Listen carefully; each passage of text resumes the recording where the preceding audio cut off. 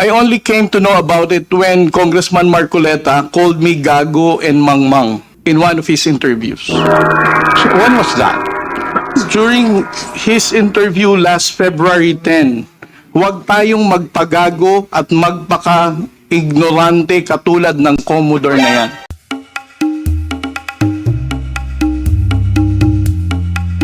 Alam mo, nagiging kamangmangan eh. Naawa, hindi ako nagagalit sa kanila. Naawa pa nga ako pagka ganito yung ginagawa nila. Lalo na yung Commodore na yan. Ayun. Na nagpasimuno ng lahat ng ito. Tataka nga Ngayon ako, pala Kong. gusto lang niyang ma-promote. Alam niyo, Kong, nagtataka rin ako kasi, di ba, nabasa natin, Nelson, pati si dating DLG Secretary, Rapi Aluna, nakisang-ayon pa sa kanya. Eh, kasi pinagbatayan niya yung statement statement. ni- Oo, hindi naman yung statement ni Tariela. Nakita mo, akala ko yung alunan na yun. Ay, matalino ho yun, Kong, di ba dapat? Oo. Buong akala ko, ganun katalino yun. Oo. Nakita mo, kamangmangan din pala yung ganyan. Parang pumanig. Oo. Actually, yung unang question ko kay Commodore J kasi habang pinapakinggan ko yung diskurso sa Congress, nung niya, ang concern lang daw niya kasi baka maligaw tayo sa West Philippine Sea. Kung wala yung West Philippine Sea sa mapa, kasi parang street map daw yan eh. Pagka pinangalanan mo yung street, at least kapag winaze mo, mahanap mo. Eh kung wala sa mapa yung West Philippine Sea, baka maligaw papunta sa... Sinabi niya talaga yan. Commodore J, di ba sinabi niya yun? Sinabi niya yun, na baka maligaw. Lakihan muna natin screen natin. Na baka maligaw pagpunta hindi ko alam kung saan pupunta, pero sabi niya, baka maligaw kapag walang signage. Una, may signage ba sa West Philippine Sea? At saka pangalawa, how do you navigate sa West Philippine Sea? Meron ba tayo dyan parang Waze? Ilalagay mo, West Philippine Sea. Tapos susundan nyo na yung kapag nagdadrive kayo ng mga barko.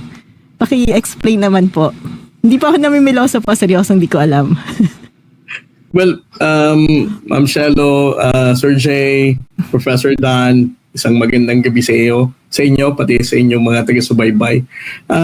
Actually, yan yung sinasabi ni Congressman Marcoleta, no, na baka nga raw maligaw tayo. But for the Philippine Coast Guard, the Philippine Navy, the charts that we are using, ito yung, ang tawag natin sa mapa na ginagamit pandagat is chart. No? So, the chart that we are using, meron naman naka-label doon na West Philippine Sea. No? Ang sinasabi niya, baka maligaw, I don't think so. Kasi it's very easy for us to measure naman our exclusive economic zone. So from the baseline, which is later i-explain ni Sir Jay, near shoreline ng Palawan, mula and Batanes, up north, pababa hanggang Palawan, extend mo lang ng 200 nautical miles, that is our West Philippine Sea. No?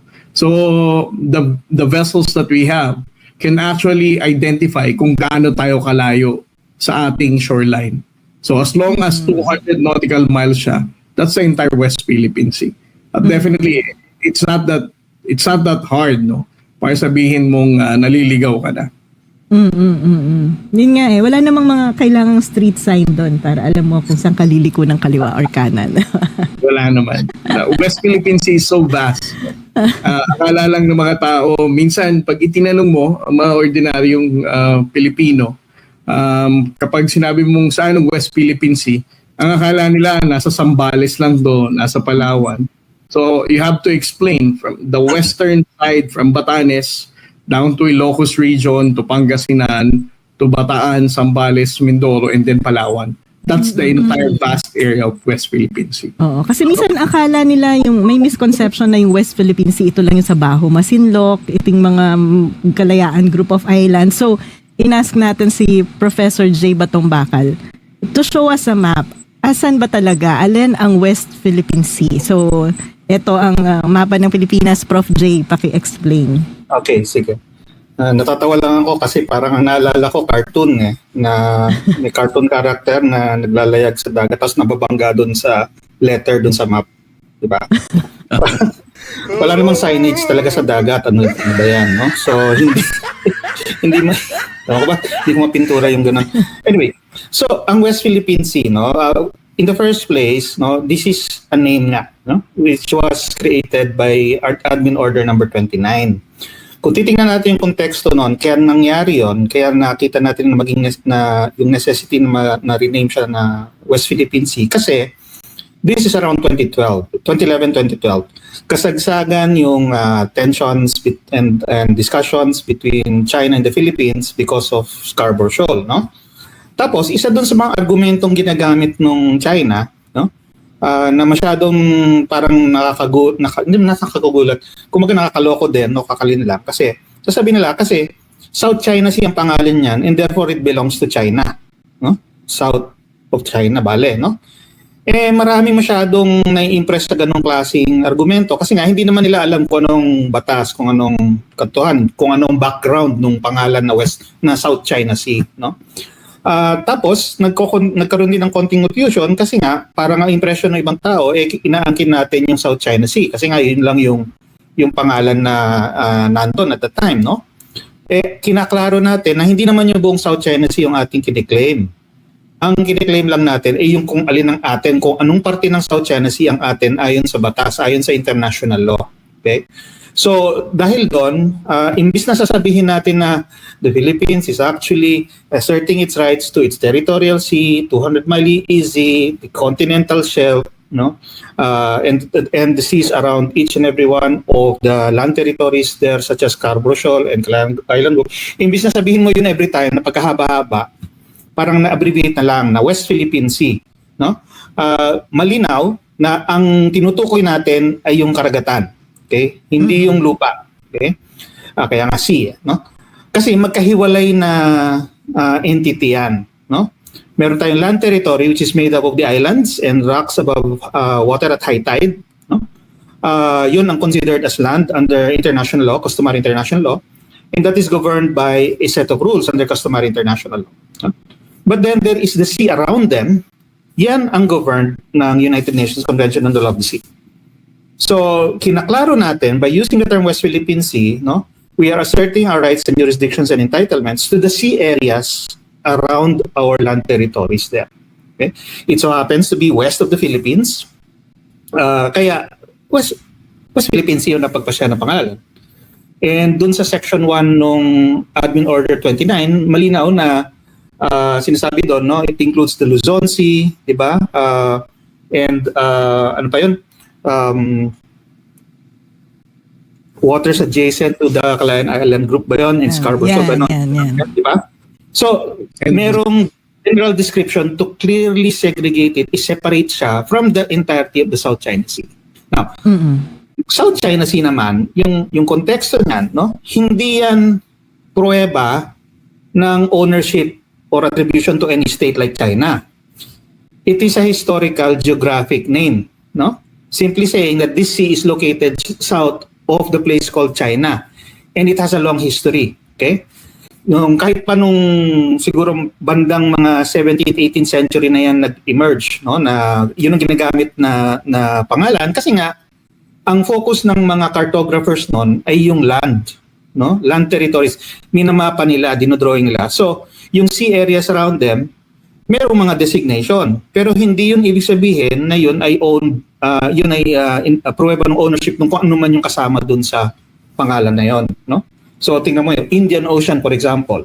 Yung Philippine Sea. Philippine Sea is actually east of the Philippines, no? Is Japan, kumbaga kung titingnan mo yung ordinary na map. No? So, hindi yun ever kinonsider na proof of ownership or sovereignty or any kind of jurisdiction kasi ang law prevailing is that the high seas, no, meaning the area beyond the territorial sea, which at the time was not even settled, no, that cannot be placed under the sovereignty or jurisdiction of any state. It is a commons open to all. So, South China Sea, even though it has that name, historically, all throughout the time na ginagamit yan, that area has always been regarded as a commons, no, and not owned by any state. Yeah.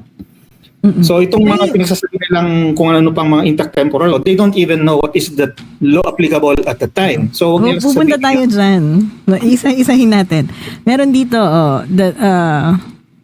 hindi ko alam kung ito account to ni Rigoberto Tiglao, but he's commenting here. Sabi niya, only Aquino determined the West Philippine Sea, including the EEZ. And then may isa pa siyang comment. Sabi niya, we are the only country in the world that names its EEZ as West Philippine Sea. Doesn't that make you think why? Issue ba yun?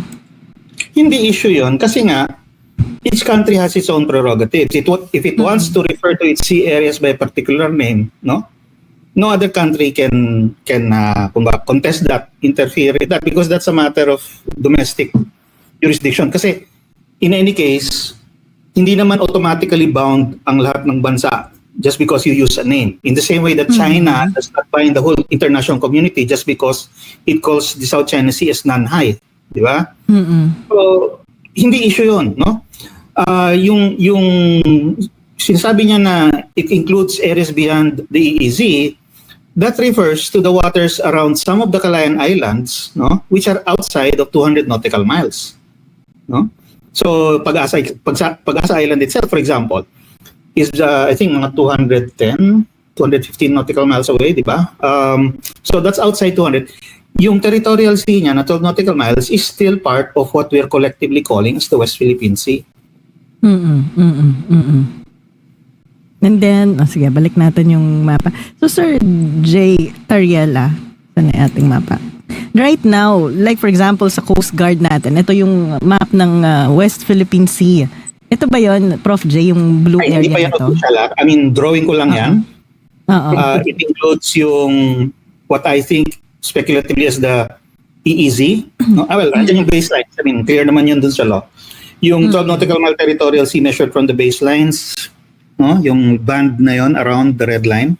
And then the 200 mile EEZ. Okay? And then, kung nakita nyo yung mga circles dun sa southern portion, yan yung known na high tide elevations and islands. So, dinawingan ko ng 12 nautical mile enclaves.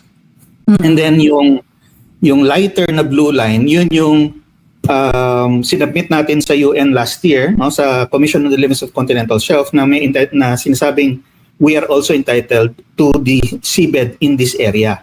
So all of that is drawn, will be drawn officially, no, in accordance with UNCLOS, and therefore the term West Philippine Sea will refer to all of that. Commodore J, may comment uli dito si Tiglao saying na hindi daw madali yung 200 nautical miles from baseline. Well, nagawa ni Professor J a few minutes before we started because we asked him na gawa ng diagram nitong West Philippine Sea. Until now, NAMRIA is struggling daw to identify where EEZ ends. Binababoy nyo yung conversation because the Philippines has no map showing the EEZ. Ano na po ba yung status ngayon ng mapping ng NAMRIA? Well, as of this time, I think that is something na masasabi natin. It is challenging for NAMRIA to do. But I don't think that it is impossible for any country to define nasa ng baseline niya and how far it is extended to your exclusive economic zone. And ang pag-usapan nito doesn't mean binababoy natin ang conversation. What we're actually telling the viewers and the listeners is that we can define our exclusive economic zone in the West Philippine Sea.